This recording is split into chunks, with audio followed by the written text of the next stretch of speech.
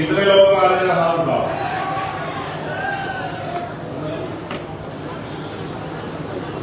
जय सतनाम। महादेव जी कह रहे हैं कि डर का माहौल है, सच कह रहे हैं क्या? मैं नहीं मानता। क्या कोई सतनामियों को डरा सकता है क्या? क्या कोई जयहीन वालों को डरा सकता है क्या? क्या कोई जय मंडल वालों को डरा सकता है क्या? क्या कोई जय जोहार वालों को डरा सकता है क्या? कभी कभी समय परिस्थितियां ऐसी होती हैं कि चीते को भी 2 कदम पीछे हटना पड़ता है। ऐसा नहीं होता कि चीता डर के पीछे कदम देता है। कुछ कारण ऐसे होते हैं कि पीछे हटना पड़ता है। मैं सबसे पहले तो बहुजन समाज में जन्मे सभी संतों, गुरुओं और महापुरुषों को नमन करता हूं। और उनमें भी छत्तीसगढ़ में और छत्तीसगढ़ के जरिए पूरे देश में, दुनिया में सतनामी समाज के मन का एक समान, यानी कि मानव मानव एक समान का नारा देने वाले, समानता भाईचारे की बात करने वाले, बराबरी की बात करने वाले परम पूजनीय बाबा गुरु घासीदास जी को नमन करता हूं। साथ साथ महामानव तथागत बुद्ध से लेके संत शिरोमणि सद्गुरु रविदास जी, भगवान वाल्मीकि जी, गुरु नानक जी, संत कबीर जी, गुरु गाडगे जी महाराज, नारायण गुरु, राजपिता ज्योतिबा फूले, छत्रपति साहू जी महाराज, ईवी पेरिया रामानायकर स्वामी, पेरियार ललित यादव, बाबू जगदेव प्रसाद कुशवाहा, जननायक कपूरी ठाकुर, महामना रामस्वरूप वर्मा, चौधरी महाराज सिंह भारती, संत राम बीए प्रजापति, बाबू शिवदयाल चौरसिया, मान्यवर दीना माना वाल्मीकि साहब, डॉक्टर बाबा साहब अम्बेडकर साहब और मान्यवर काशीराम साहब को नमन करता हूं। मैं छत्तीसगढ़ की धरती को भी नमन करता हूं। छत्तीसगढ़ की ये महान धरती, यहां उपस्थित एक विशाल जन समूह के रूप में भीम आर्मी आजाद समाज पार्टी और सतनामी समाज के हमारे योद्धाओं को भी मैं नमन करता हूं। मेरी बाईं तरफ उपस्थित हमारी माताओं बहनों को, जिन्होंने हमें जन्म दिया और सींचा, जिन्होंने आगे की पंक्ति में बैठ के सरकार को चुनौती देने का काम किया, उन माताओं बहनों को भी नमन करता हूं। इस मंच पर उपस्थित हमारी पार्टी संगठन के सम्मानित नेतागण और सतनामी समाज के हमारे बहादुर योद्धा जो इस मंच पर उपस्थित हैं, मैं उनको भी धन्यवाद देता हूं, नमन करता हूं। आज के इस कार्यक्रम को 4 चांद लगा रही हमारी छोटी बहन निशा बोध को भी मैं धन्यवाद देता हूं कि पूरी टीम का भी अभिनंदन करता हूं। मीडिया के साथियों, पुलिस प्रशासन के साथियों, यहां उपस्थित जिन्होंने आगे बढ़कर एक नेता की, एक कार्यकर्ता की, एक भाई की जिम्मेदारी अदा की, हमारे राष्ट्रीय अध्यक्ष भाई विनय तन सिंह जी का भी मैं यहाँ अभिनंदन, स्वागत व धन्यवाद करता हूँ। ऐसे समय में जहाँ भय का माहौल बनाया जा रहा था, उन्होंने आगे बढ़ के एक नेता की जिम्मेदारी अदा करते हुए सड़कों की खाक छानते हुए सोए हुए समाज में जागरूकता पैदा करने का काम किया। मैं पुनः उनका अभिनंदन वंदन करता हूं।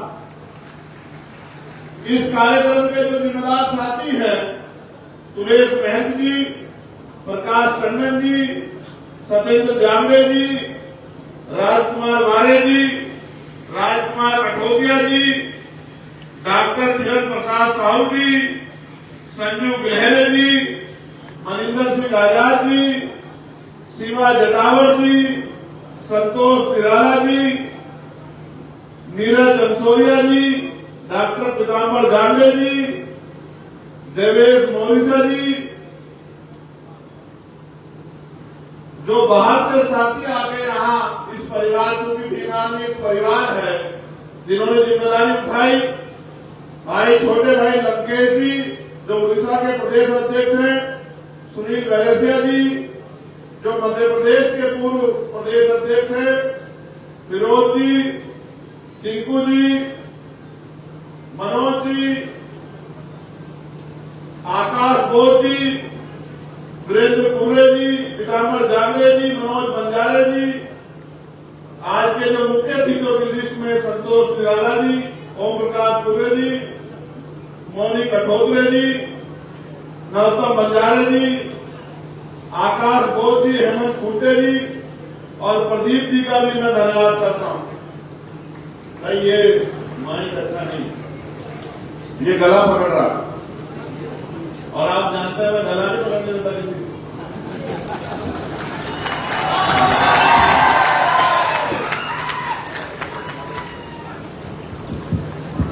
माइक बढ़ गया।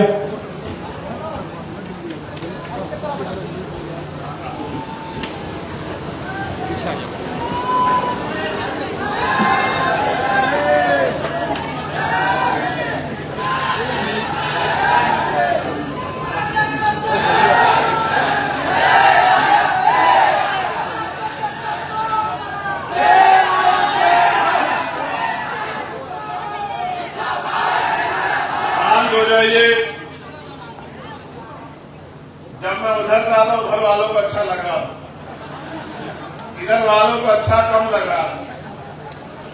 अब मैंने सोचा क्योंकि ये वो धरती है जहां बराबरी की बात हुई है, जहां से बराबरी की समानता की बात गई है, तो उधर वालों को अच्छा लग गया, अब इधर वालों को भी अच्छा लगना चाहिए। साथ साथ इस मंच पे अनेक ऐसे लोग बैठे हैं जिनके परिवारों से कोई ना कोई साथी जेल में है। किसी का पति है, किसी का भाई है, किसी का बेटा है, किसी के पिता है, और भी जो है तमाम तरह के रिश्तों में जो जो लोग बंधे होते हैं, उस तरह का पूरा परिवार इस मंच पर मौजूद है। जो साथी हमारे जेल में है, मैं उनके प्रति भी अपना सम्मान प्रकट करता हूं। वो कोई चोरी करके, कोई लूट करके, कोई ठगी करके, किसी को धोखा देकर जेल में नहीं गए हैं। उनको साजिश करके और सतनामी समाज के सम्मान की रक्षा करने की जो लड़ाई उन्होंने लड़ी है, उनका मनोबल तोड़ने के लिए, और जैसा मैंने पिछली बार भी कहा था कि उनको डराने की नीयत से जेल भेजा गया है। क्रांतिकारियों के लिए जेल गहना होती है, क्रांतिकारी जेल में डरते नहीं है। मैं धन्यवाद दूंगा छत्तीसगढ़ की सरकार का, माननीय अध्यक्ष जी, उन्होंने जो किया है, आने वाले 1 साल बाद उनको पता लगेगा। जो लोग जेल काट के आएंगे उनको डराने वाला कोई नहीं होगा। मेरी बात को आप याद रखना। हमारे लोगों में मुकदमे और जेल का डर होता है। ये मुकदमे और जेलों का डर निकालने का काम जो इस सरकार ने किया है, मैं गारंटी से कहता हूं, एक तो भीम आर्मी का नौजवान, सतनामी समाज का नौजवान योद्धा पहले फौलाद है, और अब जब वो जेल काट के आएगा और जेल को देख के आएगा कि जेल कुछ होती नहीं है, जेल में इंसान ही रहते हैं, और वो जेल से जो दर्द लेके आएगा, मैं गारंटी से कहता हूं कि वो एक दिन भी प्रदेश में आएगा कि आज जो लोग जेलों में हैं और यहाँ मंचों में बैठे हैं, मैं गारंटी देता हूं कि यही लोग छत्तीसगढ़ छत्तीसगढ़ की सरकार चला रहे होंगे, मेरी बात को आप याद रखें। ये क्रांति का रथ है, ये क्रांति का पथ है, ये रुकने वाला नहीं है, ये लगातार बढ़ता जाएगा। जो लोग जेल काट के आए हैं वो और तेजी से काम करेंगे, समाज को जागरूक करेंगे, भाईचारा पैदा करेंगे, एकता बनाएंगे, राजनीतिक शक्ति को समझेंगे कि राजनीतिक शक्ति क्या है। इसका एहसास मुझे 2017 में हुआ था, जब मैं निर्दोष था, मुझे जेल भेजा गया। मैं निर्दोष होते हुए मेरे ऊपर जब बेल मिल गई, राशुका लगा दी गई, और तो और बीमार होने पे मेरा इलाज नहीं होने दिया गया, मेरे परिवार से मुझे मिलने से दूर कर दिया गया। जो भाई मेरे साथ जेल में गए थे उनको पीटा गया, किसी को करंट लगाया गया, किसी की खाल उतार ली गई। लेकिन हुआ क्या आपको पता है? उत्तर प्रदेश की सरकार को लगता था कि ये लोग डर जाएंगे, लेकिन हुआ क्या? हुआ ये कि जिनको डराने के लिए जेल में भेजा गया था, आज उनके नाम से सरकारें डरती है। ये हुआ है। आपको क्या लगता है मुख्यमंत्री जी, आप सरकार का मोहरा बन के सरकार के आदेश में हमारे लोगों को जेल भेजोगे? आपकी पुलिस उनको पीटने का काम करेगी, गृह मंत्री जी साजिश करेंगे और हम लोगों को समझ नहीं आएगा। ऐसा नहीं है। आप भी रोटी खाते हैं, हम भी रोटी खाते हैं। फर्क इतना है कि हम संघर्ष करके मेहनत करके खाते हैं और आप हमारे लिए टैक्स से तनख्वाह लेके खाते हैं। ये फर्क है कि हम मेहनत का खाते हैं, पसीने का खाते हैं, संघर्ष करके खाते हैं, गरीबी, भूखमरी, बेबसी, लाचारी से लड़के अपने पेट को पालते हैं, और आप हमारी तनख्वाह में पलते हो। अगर हम टैक्स न दे तो आपको तनख्वाह भी नहीं मिलेगी, सुविधाएं तो बहुत दूर की बात है। मैं वो जो मांगे रखी गई हैं उनको पढ़ना चाहता हूं। उनके बाद जो ज्ञापन दिया जाएगा उस ज्ञापन को भी आपके बीच में रखूंगा और फिर एक वचन आपको दूंगा, और ये भी आपको विश्वास दिलाता हूं, अगर उस वचन को पूरा ना कर सका तो छत्तीसगढ़ के लोगों को शकल नहीं दिखाऊंगा, कभी छत्तीसगढ़ में पैर नहीं रखूंगा। एक ही खूबी है हम लोगों में, हम भीम आर्मी के लोग जब जवान देते हैं तो जान देते हैं, अपनी जवान को छोटी नहीं होने देते। मेरी बात का ध्यान रखें।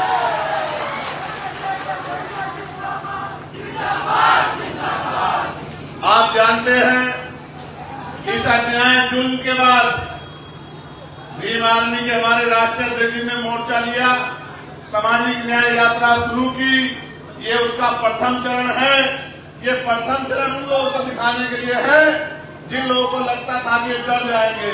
अभी इसके बाद 3 चरण और होंगे, और वो 3 चरण हम लोग कोशिश करके सितंबर माह में ही पूरा कर लेंगे। उसके बाद क्या होगा मैं आपको बताऊंगा। हमारी पहली मांग ये है सामाजिक न्याय यात्रा के जरिए कि अमर गुफा में जैद खान को काटे जाने के पीछे क्या षड्यंत्र है। अगर ये सच का सच में ईमानदार है और दोषियों को सच में पकड़ना चाहती है तो उनको इस घटना की सीबीआई जांच करानी चाहिए।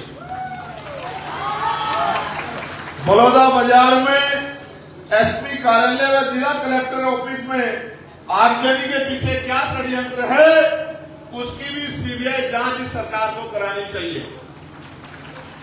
बलौदा बाजार में जैद खान के सम्मान में हुए आंदोलन में गिरफ्तार निर्दोष लोगों को बिना शर्त के रिहा किया जाना चाहिए, ये भी हमारी मांग है। साथ साथ प्रदेश सरकार के को प्रमोशन में आरक्षण को लागू किया जाना चाहिए, ये भी हमारी मांग है। जिसकी इतनी संख्या वाली उसकी उतनी हिस्सेदारी नियम के तहत जातिगत जनगणना कराई जाए, और यहाँ 16% आरक्षण शेड्यूल कास्ट के लोगों को दिया जाता था, जिसको पिछली सरकार ने बिना जातिगत जनगणना कराए कम करके 12 या 11% लगभग कर दिया था। कितने प्रतिशत? 12%, 4% कम कर दिया था। हमारी मांग है कि जातिगत जनगणना करा के संख्या के आधार पे 16% आरक्षण किया जाना चाहिए। छत्तीसगढ़ प्रदेश में दैनिक मजदूरों को बढ़ाकर न्यूनतम वेतन 700 रुपए किया जाना चाहिए। बिना 700 रुपए न्यूनतम वेतन के 7 या 21 लगभग 20,000 रुपए कम से कम एक परिवार को वेतन के तौर पर मिलने चाहिए। जो व्यक्ति काम करता है तभी जाके वो परिवार सम्मान से जो है रोटी की व्यवस्था उनके घरों में हो पाएगी। साथ साथ प्रदेश में निःशुल्क शिक्षा की व्यवस्था की जानी चाहिए और समान शिक्षा व्यवस्था लागू की जानी चाहिए।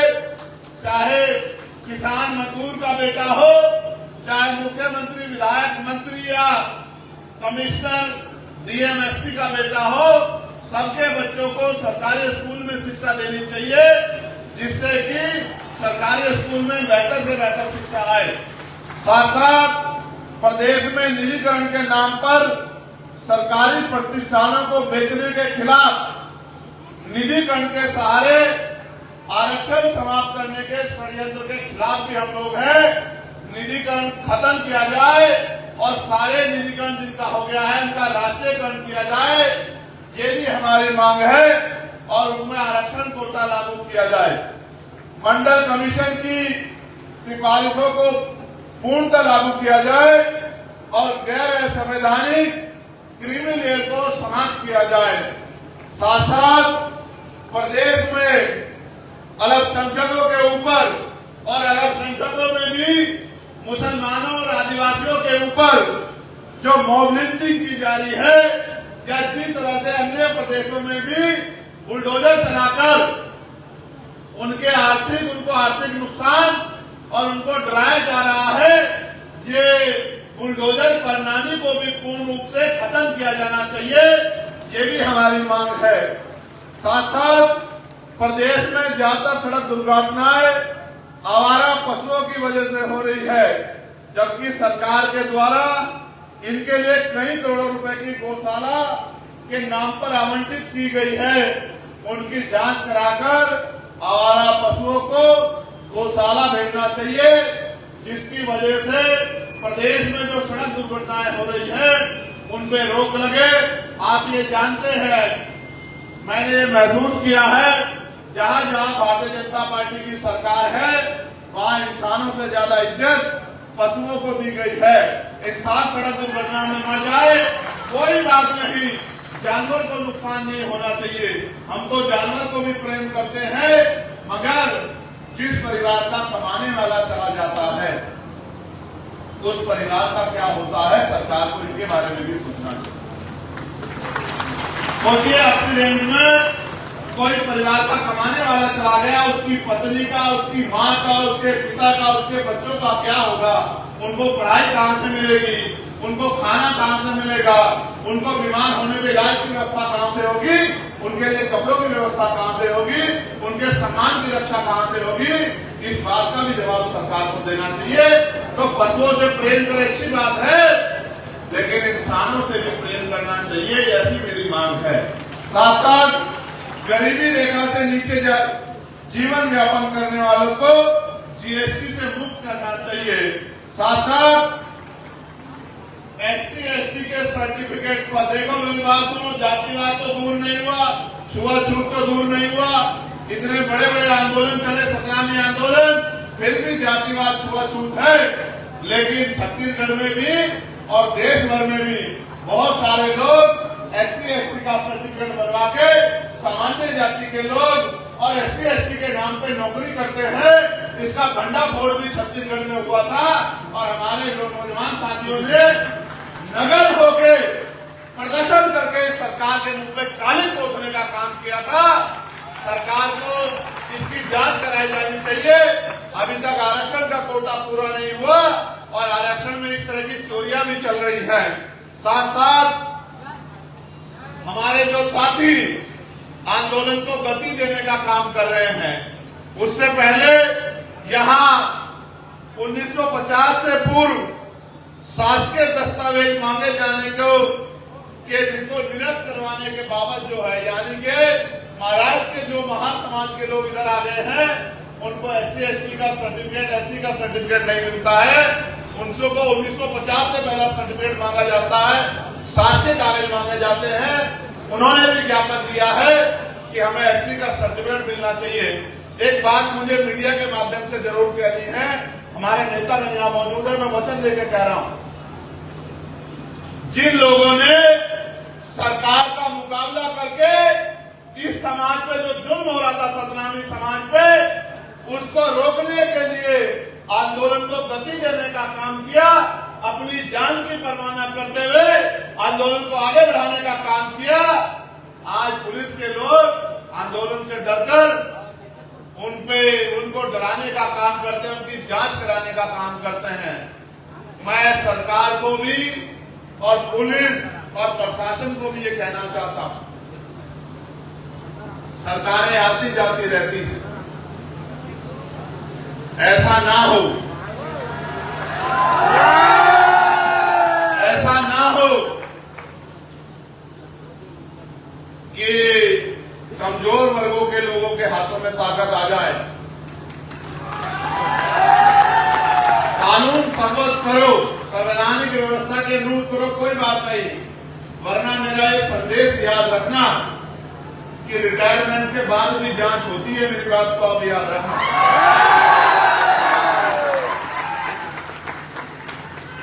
अगर किसी को गलतफहमी हो, मैं मानता हूं सरकार के हाथ लंबे होते हैं, लेकिन जनता से लंबे नहीं होते हैं। ऐसा ना हो, अगर रिटायर हो जाओ तो भी फाइलें खुलवा के तुम्हारी जांच करानी पड़े और मुकदमे लिख के तुम्हें जेलों में ठुसवाना पड़े। मेरी बात को याद रखना, मेरा नाम आजाद है। अगर आज के बाद यहां पर भीम आदमी, आजाद समाज पार्टी या सतनामी समाज के लोगों पर सरकार के लोगों ने गलत मंशा से उनको जबरदस्ती डराने धमकाने का काम किया, तो छत्तीसगढ़ भवन में कोई भी मंत्री विधायक जाके चैन से नहीं सोएगा। मेरी बात को याद रखना। आपको हमारे हाथों की लंबाई का एहसास नहीं है मुख्यमंत्री जी। अगर एहसास करना हो तो 11 सितंबर को हम लोग दिल्ली जा रहे हैं। दिल्ली वालों से पूछ लेना कि हमारे हाथ कितने लंबे हैं। एयरपोर्ट से लेके और छत्तीसगढ़ भवन तक उसी तरह का स्वागत आपका करेंगे जिस तरह का स्वागत आपने हमारे लोगों का करा है। जिस बात मैं फिर आपको कह रहा हूं, मैंने अपना ये ज्ञापन जो आप लोगों ने दिया ये मैंने पढ़ा। अब आप मेरी बात पर गौर कीजिए। ये पूरे देश को जानना चाहिए कि छत्तीसगढ़ में क्या चल रहा है।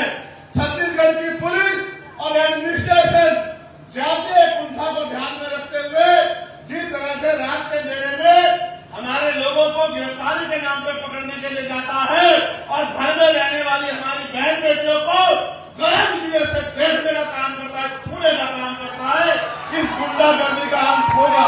मेरी बात को आप याद रखना। मुझे बताया गया, मुझे बैठ के बताया गया कि किस तरह से वर्दी को पहन के गुंडे, सांप्रदायिक गुंडे, जातिवादी गुंडे रात के अंधेरे में हमारे घरों में जाते हैं पकड़ने के नाम पे, गिरफ्तारी के नाम पे, और ये गुंडे हमारी बहनों की तरफ गलत नीयत रखते हैं। शर्म आनी चाहिए छत्तीसगढ़ सरकार को, इन गुंडों पे पाबंदी नहीं लगा पा रही है। मैं जब दिल्ली में जाऊंगा और पार्लियामेंट का सत्र आएगा, आप जानते हैं मैंने पहले भी इस मामले को पार्लियामेंट में उठाया था, लेकिन इस बार मैं वचन देता हूं कि वेल में जाके और स्पीकर साहब से, प्राइम मिनिस्टर से जवाब मांगूंगा, होम मिनिस्टर से जवाब मांगूंगा कि ये जो गुंडागर्दी छत्तीसगढ़ सरकार कर रही है, क्या ये आपके इशारे पे कर रही है? क्या यहाँ के तानाशाह गृह मंत्री और मुख्यमंत्री जिनको ऐसा लगता है कि सतनामी को कुचल देंगे, ये उनकी इच्छा है। मैं फिर कहना चाहता हूं, गलतफहमी दूर रखना। बहुत आए और बहुत चले गए। सतनाम था, सतनाम है और सतनाम है। ये तो टेलर है,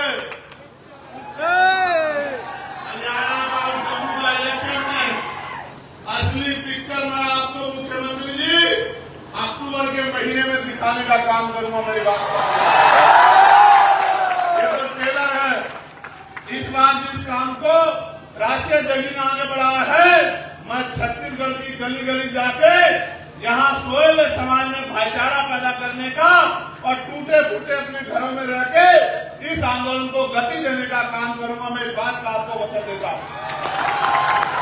आपको क्या लगा मुख्यमंत्री जी छत्तीसगढ़ में आप जुल्म करेंगे और हम लोग सह लेंगे? लंबे समय से भी सह के आए हैं, लेकिन अब समय बदल गया।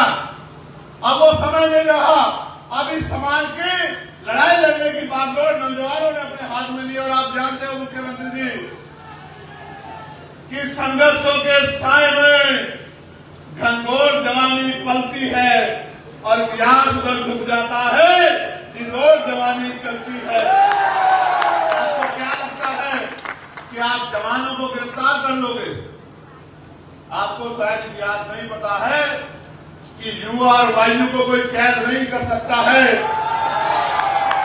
आज मैं अपने छत्तीसगढ़ के नौजवानों से कहना चाहता हूं, कमर कस लो नौजवान साथियों। आदमी एक बार पैदा होता है, एक बार मरता है। दुनिया उसको इसलिए याद रखती है उसने किया क्या था। बाबा साहब को भी एक बार जीवन मिला, हमारे नेता मनोहर काशीराम साहब को भी एक बार जीवन मिला, हमारे गुरु घासीदास जी को ने भी एक बार जीवन जिया। लेकिन वो अमर इसलिए है क्योंकि उन्होंने अपना पूरा जीवन हमारे लिए जिया। हमें भी अपने पूरे जीवन को अपने समाज के लिए, बहुजन समाज के लिए, कमजोर वर्गों के लिए, दलितों, पिछड़ों, आदिवासियों, मुसलमानों, गरीबों, अन्य धार्मिक अल्पसंख्यकों के लिए जीना है। हमें महिलाओं के लिए जीना है, हमें बेटियों की रक्षा के लिए जीना है, हमें किसान मजदूरों के लिए जीना है। अगर हम अपने जीते जी इस जुल्म को नहीं रोक पाए तो हमारे जीवन का कोई फायदा नहीं, हमने और जानवर में कोई फर्क नहीं। आज भी गिरफ्तारियां हो रही हैं, आज भी सत्ता का घमंड नहीं टूटा। और आप ये जानते हैं सत्ता और विपक्ष मिलकर किस तरह सतराज को कुचलने का काम कर रहा है। कोई बात छिपी भी नहीं है, कोई बात पर्दे के पीछे नहीं। इनका जो गठजोड़ है वो दिख रहा है कि किस तरह से जुल्म हो रहा है। और ये चैन से पढ़ के सो रहे। मैं आपको आगाह करना चाहता हूं, सियार की खाल में छिपे भेड़ियों को पहचान लो। अगर ये वोट तो लेने हमसे आते हैं, हमारी बस्तियों में आते हैं आरक्षण के नाम पे, संविधान के नाम पे, लेकिन जब सतनाम में भी खाल पीती जाती है और उनको जानवरों की तरफ पीटा जाता है तो ये एसी के कमरों में चद्दर तान के पड़ के आराम से सोते हैं। भेड़ियों को पहचान लो। मेरी बात का आप याद रखना।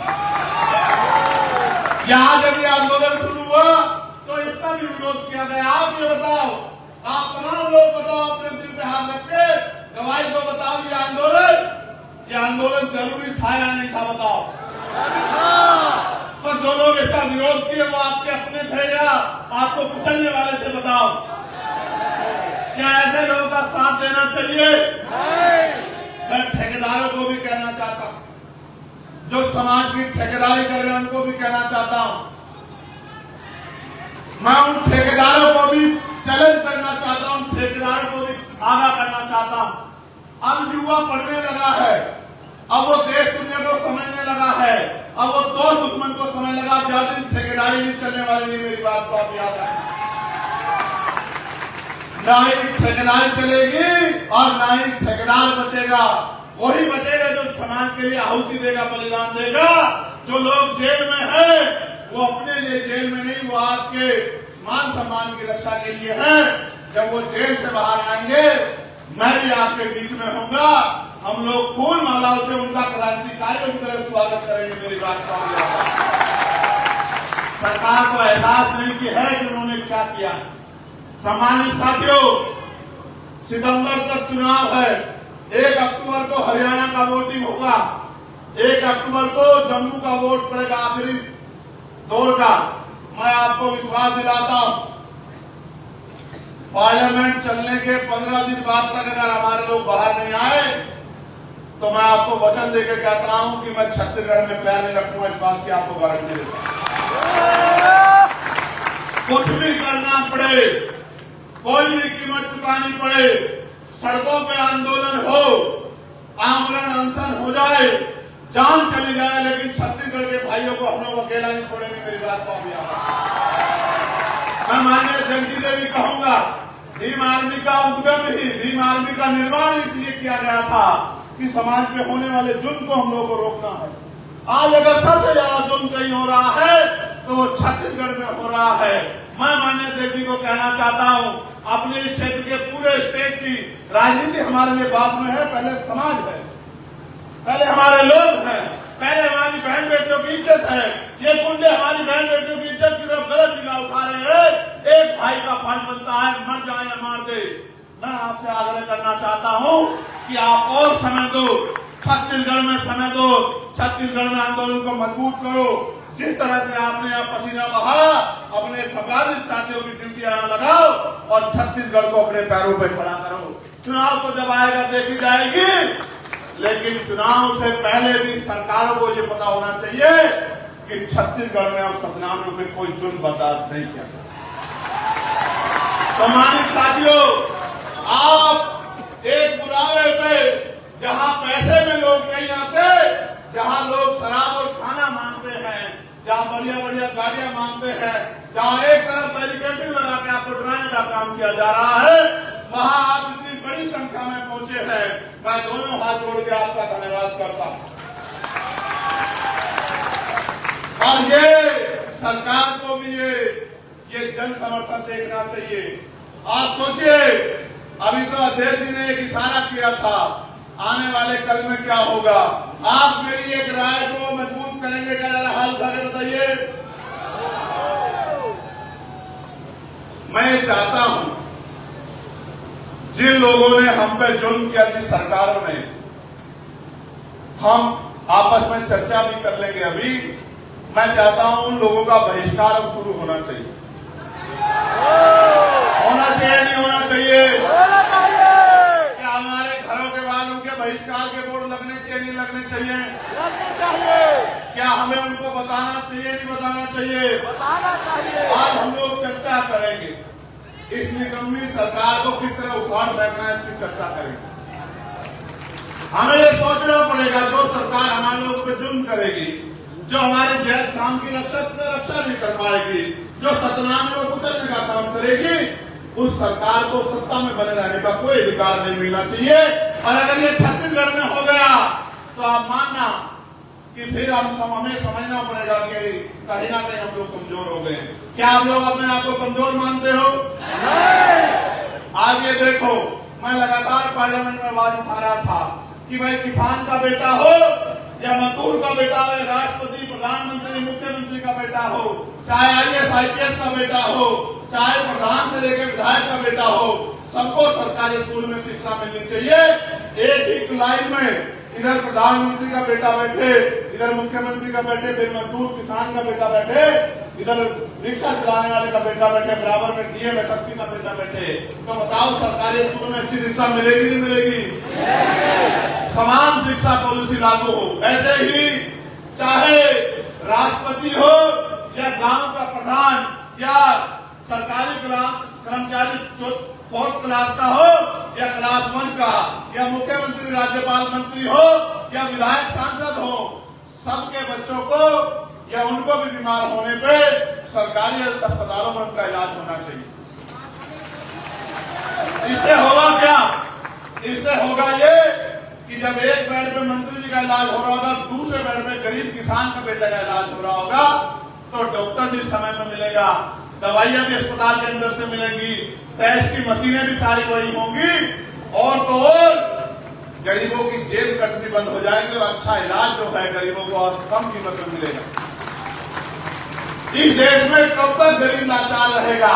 हमने ये भी मांग करी कि निजी क्षेत्रों में भी SC ST OBC के लोगों को आरक्षण की व्यवस्था होनी चाहिए, क्योंकि निजी क्षेत्रों में भी जो पैसा वो लोग आप कर्ज में देते हो या जो उनका टैक्स और पैसा माफ करते हो, वो सारा पैसा हमारे टैक्स का होता है, जो हम लोग GST के तौर पे या अन्य टैक्सों के तौर पे आपको देते हैं। इसलिए हमने निजी क्षेत्रों में भी आरक्षण की मांग की है। ये छत्तीसगढ़ है, छत्तीसगढ़। इस छत्तीसगढ़ में सतनामियों की क्या हालात हो गई, क्या आप देख रहे हो? क्या कारण नजर आता है आपको इसका? मुझे इसका कारण ये नजर आता है जो डॉक्टर बाबा साहब अम्बेडकर ने कहा था कि political power is the master की, राजनीतिक सत्ता वो चाहिए जो आपकी सारी परेशानियां हल कर देगी। सोचिए अगर 5 भी एमएलए आजाद समाज पार्टी के होते तो क्या ये निकम्मी सरकार सतनामियों को जेल भेज देती? अगर 5 भी एमएलए या 1 भी सांसद हमारा होता तो जेल के आगे खड़ा हो जाता कि जेल पहले मुझे भेजो तब मेरे किसी गरीब भाई को भेजना। लेकिन मैं क्या करूं, आपने जाति धर्म देख के निकम्मे लोगों को यहां नेता बना रखा। अरे निकम्मों को हटा दो और जो क्रांतिकारी जेल की सलाखों के पीछे हैं जब वो आ जाएं उनको समर्थन देके उनको आगे बढ़ा दो। फिर देखो आपकी तरफ कोई आंख नहीं उठा पाएगा मेरी बात पे। मुझे नहीं बनना छत्तीसगढ़ में मुख्यमंत्री, मुझे विधायक एमपी नहीं बनना है, लेकिन दर्द होता है जब हमारे लोग गलत फैसला लेते हैं तो दर्द होता है। दर्द इस बात के लिए होता है कि हम किसी को नुकसान नहीं पहुंचाना चाहते। हम सामाजिक न्याय को मानने वाले लोग हैं, हम भाईचारे को मानव को एक समान मानने वाले लोग हैं। लेकिन हमारे लोगों के साथ जिस तरह का जुल्म हुआ और पिछले 3 महीने में जो अन्याय यहाँ हुआ वो अन्याय 7 पीढ़ियों दर पीढ़ी हम लोग भूल नहीं पाएंगे। क्या आप भूल सकते हो जुल्म को? मैंने वो वीडियो देखी, मैंने जब जूते से यहाँ के पुलिस के कर्मचारी मेरे भाइयों को पीट रहे हैं, लाठियों से पीट रहे हैं, घरों से पशुओं की तरह खींच के लाके गाड़ियों में डाल दे रहे हैं। माएं रो रही है, बच्चे रो रहे हैं, बहनें रो रही हैं, बेटियां रो रही हैं, लेकिन निकम्मी सरकार सतनामियों के ऊपर होने वाले दमन पे हंस रही है, खिलखिला के हंस रही है। जी तो बहुत कुछ करता है और आप जानते हो मेरी आदत को, बहुत कुछ जी करता है,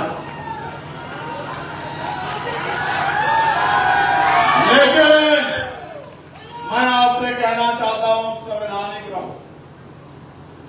संवैधानिक रास्ते से ही हम लोग आगे बढ़ेंगे और मेरा विश्वास है कि आप मेरी इस बात को समझोगे। मैं आपके बल को जानता हूं, मैं आपको एक इशारा कर दूं तो पता नहीं क्या से क्या हो सकता। मैं जानता हूं आपकी शक्ति,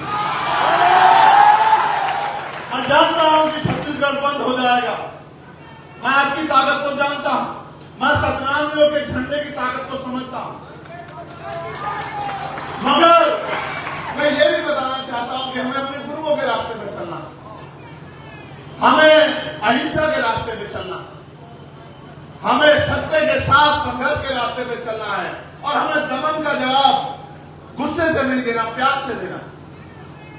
मैं आपके गुस्से को समझता हूं, आपके गुस्से के सब खत्म हो जाएगा, लेकिन मैं आपसे चाहता हूं कि आप अपने गुस्से को अपनी शक्ति बनाओ, अपनी ताकत बनाओ। जो जुल्म आप पे हुआ है जुल्म को भूलो मत। इस जुल्म को यहां भी याद रखो, मगर यहां भी याद रखो कि जब आपको दमन किया जा रहा था, जब आपको मारा जा रहा था, जब आपको कुचला जा रहा था, कौन आपके साथ खड़ा था, कौन आपका मजाक बना था, ये भी आपको याद रखना चाहिए। इसलिए मैं आपसे अपील करता हूं, मैं आपसे वादा करता हूं, 1 महीने में ये हरियाणा का जम्मू का चुनाव खत्म हो जाएगा। भाइयों मेरे कंधों में जिम्मेदारी है, अगर मैं वहां काम नहीं करूंगा तो इस तरह का जुल्म हरियाणा में भी होगा, जम्मू में भी होगा। मेरे कंधों पे जिम्मेदारी है कि मैं वहां राजनीतिक शक्ति का निर्माण कर लूं, आपके संरक्षण के लिए, आपके लिए संघर्ष करने के लिए, आपकी आवाज उठाने के लिए। बताओ मुझे पार्लियामेंट में सुनते हो नहीं सुनते हो तुम लोग? बताओ सबसे मजबूत है या नहीं आपकी आवाज? बताओ। जब आपका भाई बोलता है तो आनंद आता है नहीं आता है? अब सोचो अगर ऐसे ही लोग आपकी असेंबली में, विधानसभा में चले गए। मैं तो अकेला हूं ना, वहां अकेला हूं ना, लेकिन याद रखना जब अगली बार 5 साल बाद चुनाव आएगा, अकेला नहीं होगा चंद्रशेखर आजाद वहां, मेरी बात को आप याद रखना।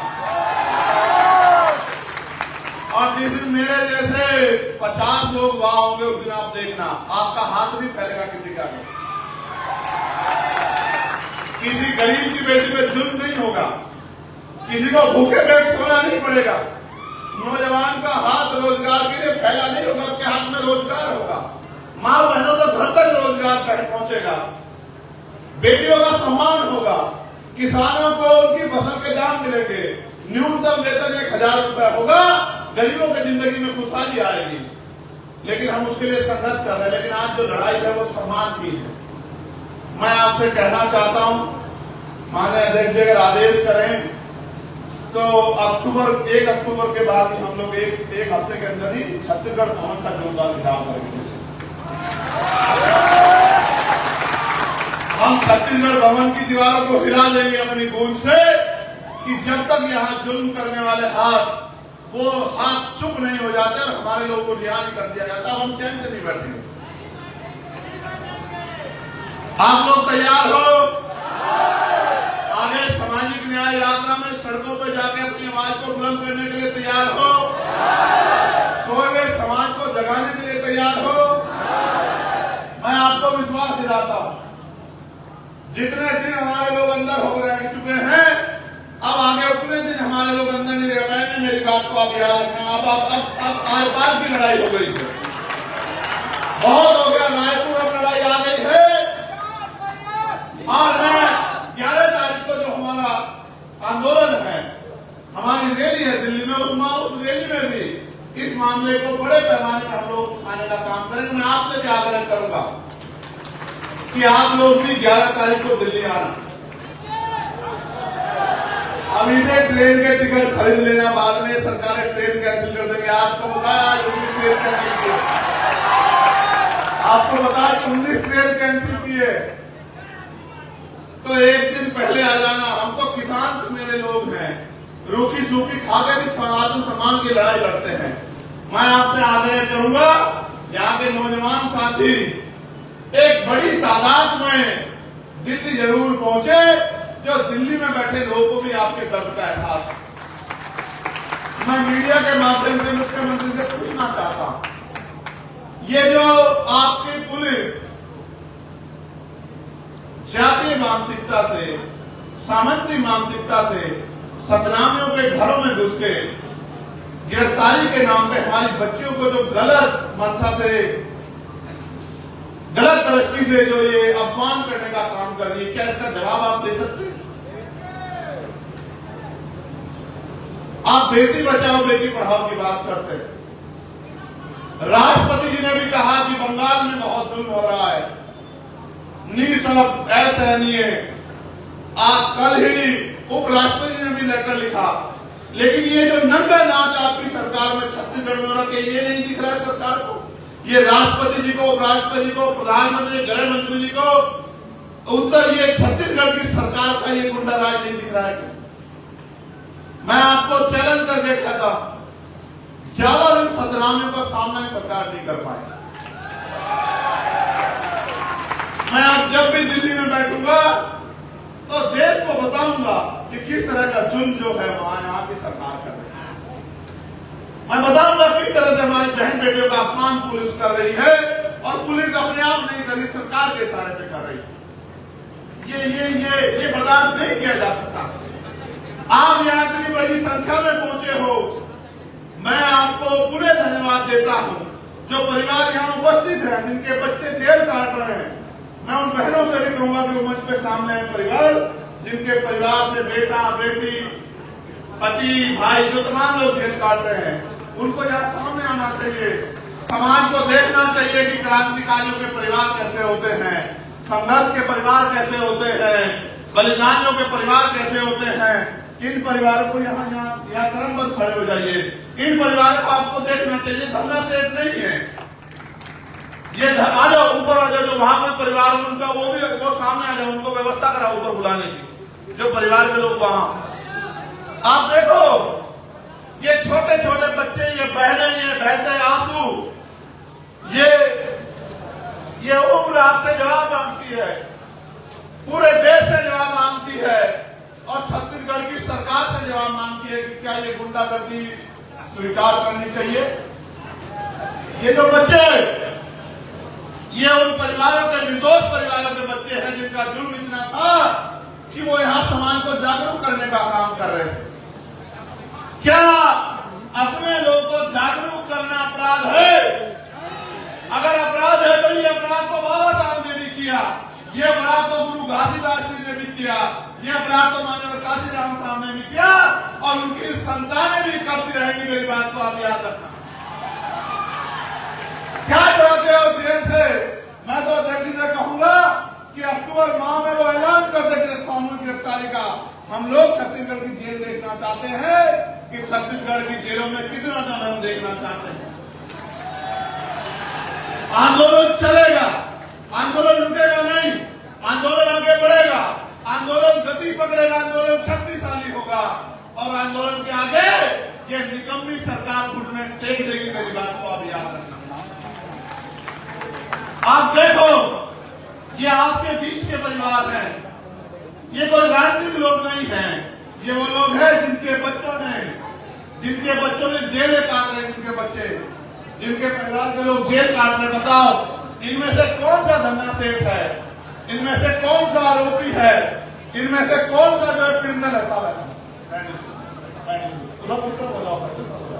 एक दूसरे के सामने खड़े हो जाओ।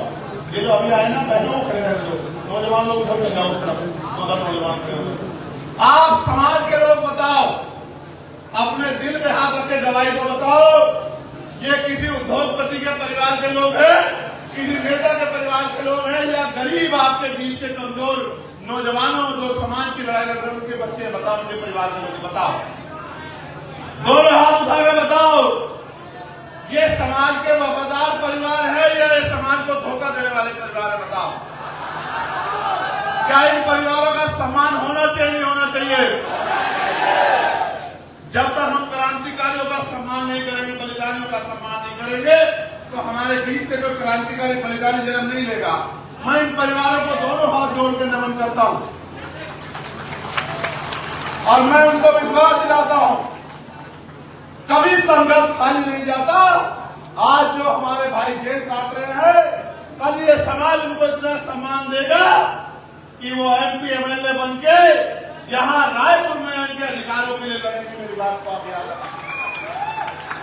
जिस दिन वो दिन आएगा तो आपको एहसास होगा कि समाज भूलता नहीं।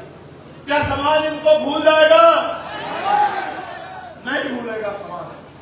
और मैं नरोत्तम, मेरे छोटे भाई नरोत्तम, ओम प्रकाश, मनोज, मैं इन सब के लिए जो आप काम कर रहे हैं, तमाम साथियों के लिए मैं उनको कहना चाहता हूं, घबराए नहीं, बिल्कुल ना घबराए। ये सरकार आपका मनोबल तोड़ने के लिए आपको डराने काम करेगी, डरना नहीं है। एक दिन वो आएगा कि आप सरकार होंगे और ये लोग ऐसे बहुत दूर कहीं कुर्सियों से भी अलग खड़े होंगे। मेरी बात पे याद रखना। गुंडागर्दी कभी नहीं चलती, दमन कभी नहीं चलता। हम तो वो लोग हैं जिन्होंने पानी के पीने के लिए संघर्ष किया। मैं आपसे पूछना चाहता हूं, डर तो नहीं रहे? आपको कोई भय तो नहीं है? अगर आप डर गए, भय लिया आपने, तो उन क्रांतिकारियों को तकलीफ होगी। आप देखना, जिस दिन वो क्रांतिकारी बाहर आएंगे, एक अलग अलग ऊर्जा जो है उनके त्याग तपस्या से छत्तीसगढ़ में पैदा हो जाएगी। आपकी बात किया और फिर मैं आपसे कहता हूं, आपका बलिदान ही छत्तीसगढ़ को पैरों पर खड़ा करेगा। आजादी की कीमत चुकानी पड़ती है। आजादी मुफ्त में नहीं मिलती है, अधिकार मुफ्त में नहीं मिलते, उसकी कीमत चुकानी पड़ती है। बाबा साहब अम्बेडकर ने 4 बच्चे कुर्बान किए हैं। आज आपका परिवार भी उसी श्रेणी में जा रहा है जिस श्रेणी ने संघर्ष किया, समाज को फल मिला। मैं आपका धन्यवाद करता हूं और ये इतना बड़ा जन समूह यहाँ बैठा है, मैं इनका भी धन्यवाद करता हूं, मीडिया के भाइयों का भी धन्यवाद करता हूं। और मैं यहाँ के अधिकारी, कर्मचारी और पुलिस के साथियों से भी कहना चाहता हूं, करो जितना जुर्म कर सकते हैं। तो आपने सुना था ना जो शहीद आजम सरदार भगत सिंह ने कहा था कि सरफरोशी की तमन्ना अब हमारे दिल में है, देखना है जोर कितना बाजू हुए कातिल में, और वक्त आने दे बता देंगे तुझे है आसमां, हम अभी से क्या बताएं क्या हमारे दिल में।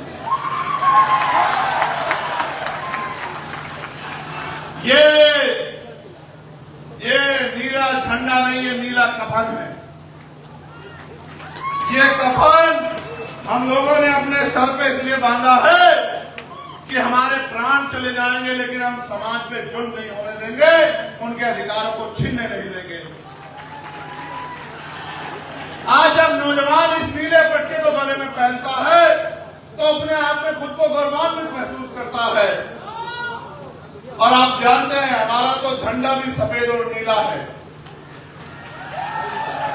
सफेद हमारे गुरु घासीदास जी का रंग और नीला हमारी क्रांति का रंग, और क्रांति और ये शांति का रंग मिलकर जो है ऐतिहासिक बदलाव छत्तीसगढ़ में करेंगे, ऐसा मेरा विश्वास है।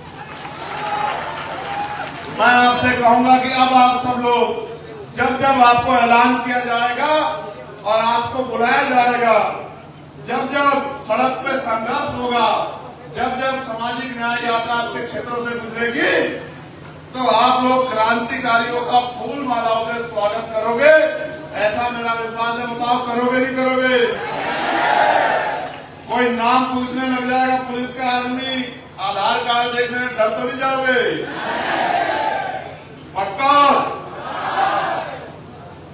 यहां सम्मानित अधिकारी आए होंगे, मैं राष्ट्रीय अध्यक्ष से आग्रह करूंगा अगर वो आगे हैं तो वो ज्ञापन कृपया जो है सौंप दें। और मैं